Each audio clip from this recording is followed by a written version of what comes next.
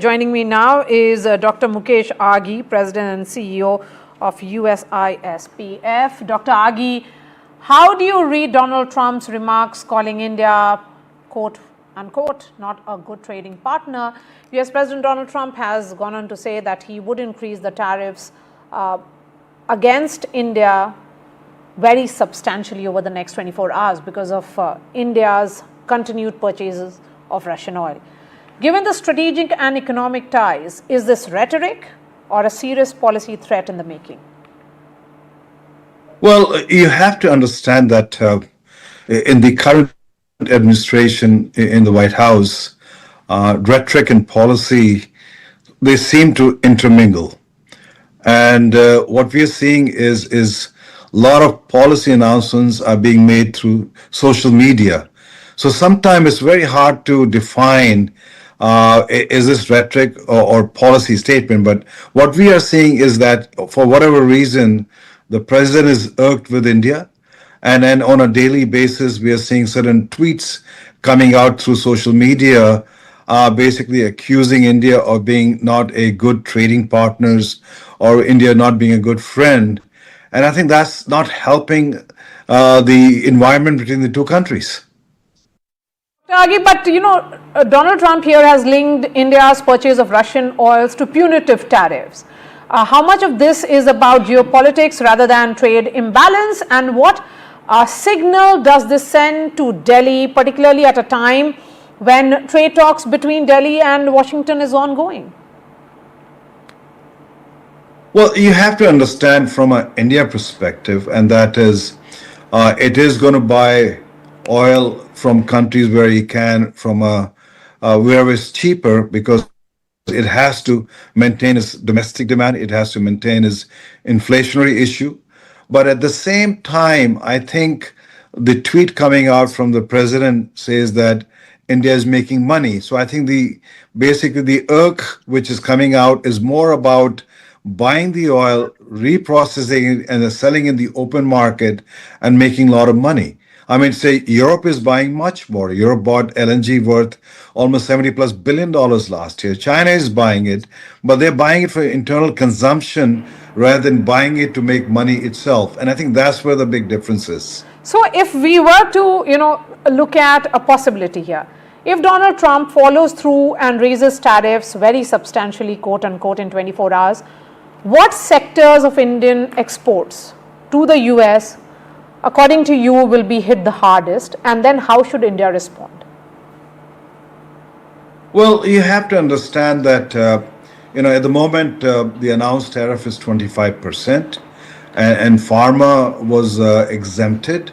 But what I understand is in the new tariff announcement, which is supposed to come out, pharma may be included in that. Yes. And India has to do what it has to do to protect its interest, to protect its exporters. And so in the mid to long term, I think India has to look at alternative market, to look at basically how do you basically subsidize the exporter from a tax perspective, from an incentive perspective. And so if US is not the lucrative market for Indian goods, then they'll find other sources itself. So it is a challenging situation. It's a difficult situation. I believe that what we need to do is bring the temperature down between the two countries, especially in social media. And, Trump, we have seen him, when you go into public debate with him on any issue, he does not back down. He just keeps on raising the temperature. And I think it's prudent on part of India to see and explore how to bring the temperature down. So let me ask you, how do you bring the temperature down here? India's response has been through Ministry of External Affairs in the form of a press release. There are no government official or Prime Minister here or any of the senior ministers who have taken to Twitter or any other social media platforms to respond to US President. There is a great degree of caution on part of India. No, absolutely. I think India has been very measured. India has explained its position. In fact, the purchase of Russian oil, in fact, was encouraged by the Biden administration to stabilize global prices. And if you move away overnight, India buys 2 million barrels of oil every day. It is going to basically have an inflation impact on the oil prices all across the world itself. So I think what we have to do is it's not just India basically uh, being as a government being cautious. I think when you look at the social media from India, it has been creating more and more noise and focus on insulting the president. I think that's also creeping into the whole thinking within the White House. So I think the objective here is not to say, hey, India, bring the administration, bring the temperature down. I think we have to figure out how do you basically get rest of the social media to basically bring the temperature down and calm things between the two countries. Okay, Dr. Aghi, let me try and sum up this conversation with you with my last question. You work closely with both the governments. What back channel conversations or interventions might be happening right now to manage or diffuse this tariff escalation before it turns into a larger diplomatic standoff?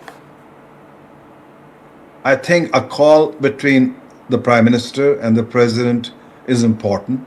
President respects the prime minister. He calls him. He's a good friend of mine, and I think a call will help bring the temperature down. A call will help looking at the tariffs in a much more reasonable manner. You have to understand both Howard Lutnick and Jameson Greer, the USTR chief, had proposed to the president a deal with India, and I think that somehow and somewhere it just went disarray.